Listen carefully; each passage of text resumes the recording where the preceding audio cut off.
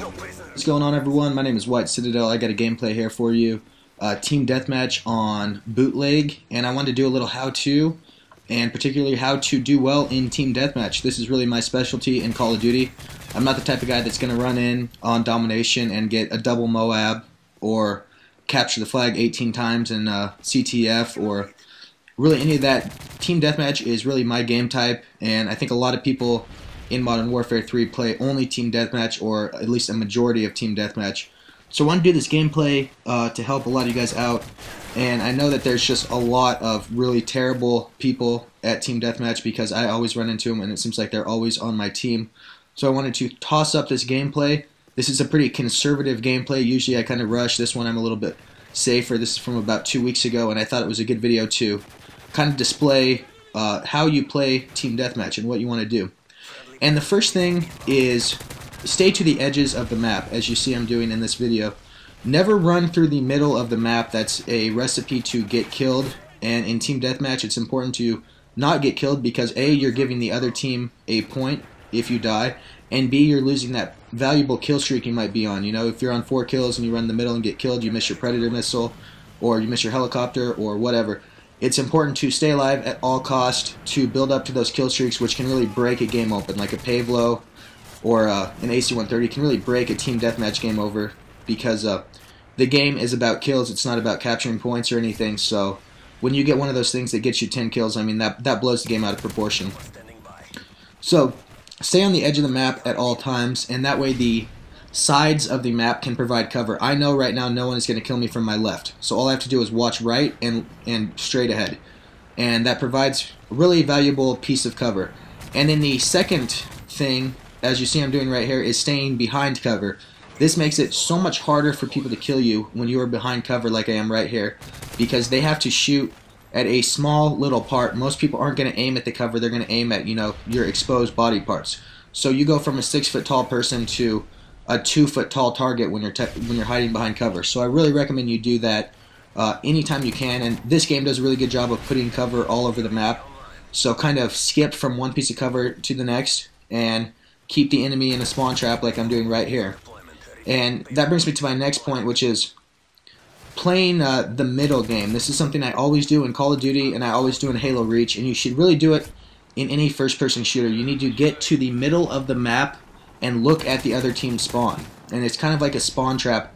They're spawning and they're running to you, and you're waiting in the middle of the map. You have the edge. You're aiming down sights. You're behind cover. You have the edge on them, and you're good to go. They're at an immediate disadvantage when you get to the middle of the map and you hold down your little piece of land. So to do that, you need to have Assassin. That's one of the perks that you just absolutely have to have. You can have some of the other perks if you want. That doesn't really matter too much, but you need to have Assassin, so that as you're holding down, you know, the middle of the map, you're not just wide open. And in Modern Warfare 3, everyone has UAVs up all the time because it's so easy to get advanced UAVs and UAVs with support. It's really easy to get the Assault 3-kill UAV, even though no one uses that. But with the support class, the worst kids on planet Earth are going to have UAVs up almost constantly. So you need to have Assassin. That is a must. And the next point I have, this is kind of goes along with what I'm doing in the gameplay right here, is staying alive really at all costs. Think of it this way. You avoiding death, you staying out of the firing range for a second is just as important as a kill. A death is as important as a kill. You are preventing the other team from scoring a point, and in doing so you can basically consider your team scoring a point every time you survive a near-death situation. So always kind of keep an eye out for cover, keep an eye out for an escape route. I'm doing that right here. I have an escape route. My teammate doesn't get my back right here, unfortunately, but always stay in a place where you can kind of safely get away, and that goes with the same kill streak thing. And in terms of kill streaks, you pick the kill streaks based on how good you are. If you're not a great player, have the low kill streaks. Have Predator missile, have attack helicopter, have that support that is pretty easy to get that can get you a handful of kills. Don't be going for AC-130s and Osprey gunners if you're not a great player, because you're never going to be getting them, and it's just going to be a waste of you having Assault class because you're never going to be getting your kill streaks. So the last thing is headphones.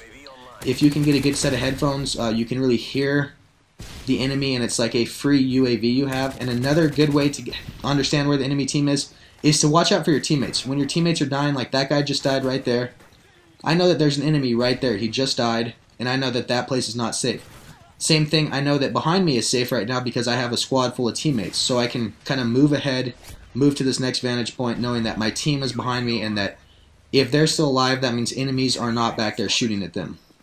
So that is all the advice I have in Team Deathmatch. It's my favorite game type because kills actually matter. I don't like domination when I get 50 kills because I really feel like empty kills. They didn't really matter for much. But in Team Deathmatch, when you have good games, like I think I go 26-2 in this game, you really feel good because you know that you won based off of how good you did. And I think that's a really good feeling, especially if you barely win. This game was a blowout, but you know it was a blowout because I went 26-2. So be sure to like and subscribe if you are down. I will have more giveaways in the near future. Talk to you guys later.